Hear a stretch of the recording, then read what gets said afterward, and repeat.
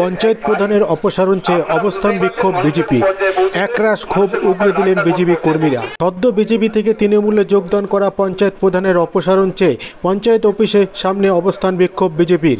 প্রসঙ্গত, নদিয়ার শান্তিপুর বিধানসভা বিগত কয়েক বছরে পরবর্তী লোকসভা নির্বাচনে তৃণমূলের ভরাডুবি হলেও এক এক করে আবারও পুনরুদ্ধারের চেষ্টা করছেন বিধায়ক ব্রজকিশোর গোস্বামী। কিছুদিন আগে গয়েশপুর পঞ্চায়েত তৃণমূলের বোর্ড গড়া নিশ্চিত করে ফেলেছিলেন বিজেপি প্রধানের তৃণমূলে যোগদানের ফলে। প্রসঙ্গত, 21টা সদস্য বিশিষ্ট এই পঞ্চায়েত তৃণমূলের 9 জন সদস্য বিজেপি, 10 জন এবং 1 জন সিপিএম, 1 জন নির্দল জয়ী হয়েছিলেন। পরবর্তী নির্দল সিপিএম এবং যোগ দেওয়ায় আজকের বিজেপি প্রধান যোগ দেওয়ার ফলে বোর্ড গঠন তৃণমূল পরিচালিত হবে, এ বিষয়ে কোনো সন্দেহ নেই। এবার পঞ্চায়েত প্রধানের অপসারণ চেয়ে পঞ্চায়েত অফিসের সামনে অবস্থান বিক্ষোভ বিজেপির। এদিন বিজেপির 9 জন সদস্যের উপস্থিতি এবং স্থানীয় বিজেপি কর্মকর্তাদের উপস্থিতি এই বিক্ষোভ সংগঠিত হয়। এই দিন পুলিশি তৎপরতা ছিল চোখে পড়ার মতো। তবে প্রধানের বিরুদ্ধে ওঠা সমস্ত অভিযোগ অস্বীকার করেন গয়েশপুর পঞ্চায়েত প্রধান শ্যামল ঘোষ। আসুন দেখে নেব সেই চিত্র। আপনারা রাত 2টার সময় পুলিশ গাড়ি পাঠিয়ে দিয়েছেন যে আমাদের যারা কোনো কিছু জানেই না, যারা কোনো কিছুর সঙ্গে যুক্তই নয়, তাদের বাড়িতে বাড়িতে পুলিশ পাঠিয়ে দিয়েছেন। তা আপনাদের কাছে অনুরোধ করছি, যদি বিবেচনা করুন, আপনাদের কাছেও সময় রয়েছে, কারণ 26-এর নির্বাচনের পর কিন্তু আমরাও আপনাদের সাথে থাকবো, আপনারাও আমাদের সাথে থাকবেন। তাই অযথা আমাদের ভারতীয় জনতা পার্টির কোনো কার্যকর্তাকে বিভ্রান্ত করবেন না, কারণ আমরাও রাস্তায় নামতে পারি, ভারতীয় জনতা পার্টিও রাস্তায় নামতে পারে।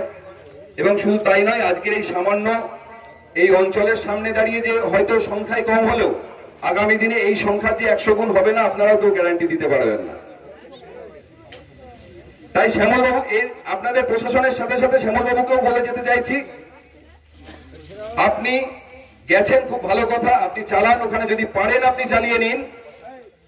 আমরা আমাদের মতো আমাদের এই 9 জন যে মেম্বারকে আমি প্রথমেই আমার বলার আগে ডেকে নিয়েছিলাম, কারণ তাদের একটি মানুষও আপনার সঙ্গে সহযোগিতা করবে না, এটুকু আমি এই মঞ্চে দাঁড়িয়ে, এই অস্থায়ী মঞ্চে দাঁড়িয়ে আমি গ্যারান্টি দিয়ে যাচ্ছি। তারা ভারতীয় জনতা পার্টির হয়ে সাধারণ মানুষের জন্য তার যতটুকু প্রাপ্য ততটুকু প্রাপ্য আদায়ের জন্য আপনার কাছে যাবে। যদি আপনি তৃণমূলের চেয়ারে বসতে চান বসুন, কোনো সমস্যা নেই। আর যদি মনে করেন যে না, এই শোনার পর আপনার মনে হবে যে আগামী দিন আপনি আমাদের সাথে আসবেন, আপনি আসুন, আপনার কাছেও আহ্বান থাকলো, কারণ আপনি ওখানে বেশি দিন থাকতে পারবেন না। এবার হ্যাঁ, প্রধান হয়ে আসবেন কিনা একদম সাধারণ মেম্বার হয়ে আসবেন সেটা পরের কথা, দল ভাববে সেটা, কিন্তু আপনি আসুন, আপনার কাছেও আহ্বান থাকলো, পথ খোলা থাকলো আপনার জন্য। কারণ বেঈমান মানুষকে আমাদের নেওয়ার প্রয়োজন নেই, কিন্তু যে মানুষটাকে শুধু এই কারণে বলার জন্য বলা যে আমরা সেই গ্রামে গিয়েছিলাম, উনি মেম্বার থেকে প্রধান যখন অন্য দলে গিয়েছিলেন, তার প্রধান হওয়ার পরে আমরা সেই সাধারণ মানুষের কাছে গিয়েছি, আমাদের প্রত্যেক বাড়ি বাড়ি গেছি এবং ক্ষমা চেয়ে এসেছি যে মানুষটাকে আপনারা ভোট দিয়েছেন, ভারতীয় জনতা পার্টির পক্ষের হয়ে যে মানুষটাকে জিতিয়েছেন, সেই মানুষটা শুধু আপনাদের নয় দলের সাথেও বেইমানি করেছে, তার জন্য আমাদেরকে ক্ষমা করবেন। আমরা তার জন্য গেছি প্রত্যেক মানুষের দুয়ারে দুয়ারে, এবং তারা আমাদের আশ্বস্ত করেছেন যে এই মানুষটি আমাদের গ্রামে আর ঢুকতে পারবে না। সেখানে আমাদের কোনো দলের কোনো বিষয় নয়, সাধারণ মানুষ তাকে আর চাইছে না।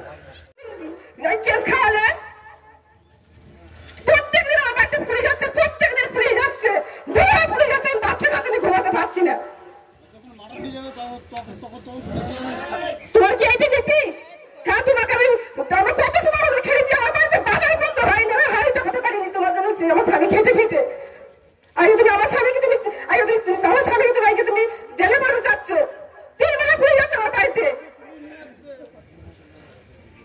তুমি আমার জায়গা খাও, তোমার জুতোই পর্যন্ত আমি দিতে পারি, তোমার মনে রাখ যেত মনে হয়, তোমার ফুলের মাটি সমর্থন করে তোমার জুতোই পর্যন্ত আমি গাইতে পারি, তোমার মনে রাখ যেত আমার।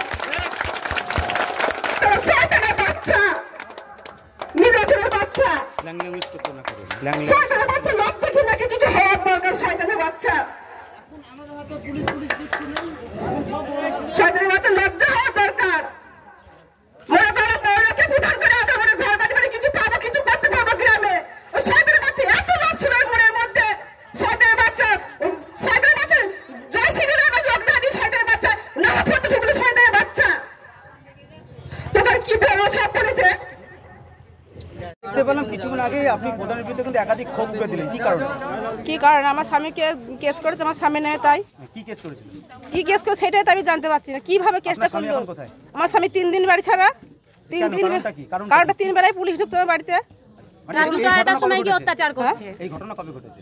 এই ঘটনায় 3 দিন থেকে হচ্ছে। তাহলে কি তৃণমূলে যোগদান পরে পরে ঘটনা ঘটছে? হ্যাঁ হ্যাঁ আপনার স্বামী কি বিজেপি করে? হ্যাঁ আমার স্বামী বিজেপি করে। মূলত কি অভিযোগ করা হয়েছে আপনার স্বামীর বিরুদ্ধে জানতে পারছেন? সেইটাই জানতে পারি না। আমি তো কালকে রাতে পুলিশকে জিজ্ঞাসা করলাম যে আমার স্বামীর অপরাধটা কি, বলে থানায় গেলেই বুঝতে পারবি। পঞ্চায়েতের প্রধান যখন হয়েছিলেন আপনাদেরকে আশ্বস্ত করেছিলেন এলাকায় উন্নয়ন, সেটা কি হয়েছে? না, কি চাইছেন আপনারা?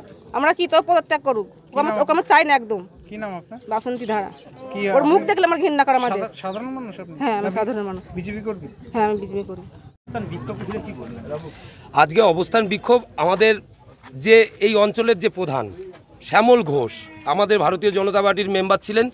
উনি আমরা সোশ্যাল মিডিয়ায় বা বিভিন্ন মাধ্যমে জানতে পারি যে উনি আমাদের দল ছেড়ে, ভারতীয় জনতা পার্টির দল ছেড়ে এমএলএ হাত ধরে, তৃণমূলের এমএলএ হাত ধরে উনি তৃণমূলে জয়েন করেছেন। এই বিষয়ে আমাদের এখানকার যারা কর্মীরা আছেন তাদেরকে নিয়ে প্রধান কেন গেল বা কি কারণে গেল সেই কারণ দর্শাতেই আমরা এখানে আজকে বিক্ষোভ সমাবেশ করেছি। কতক্ষণ করেছেন বিক্ষোভ? আমরা 3 ঘন্টা। কি চাইছেন? আমরা মূলত দাবি চাইছি সে যেহেতু অন্য দলে গেছেন উনি পদত্যাগ করে যান, আর দলের তরফ থেকে আমরা যথাযথ ব্যবস্থা নিয়েছি। আজকে আগামী কাল হয়তো ওনার হাতে শোকজ লেটার দলের তরফ থেকে পৌঁছে যাবে এবং আইনত ব্যবস্থা আমরা নিচ্ছি। আপনার নাম আর ডেজিগনেশন? আমার নাম উত্তম বিশ্বাস, শান্তিপুর মণ্ডল ওয়ানের সভাপতি।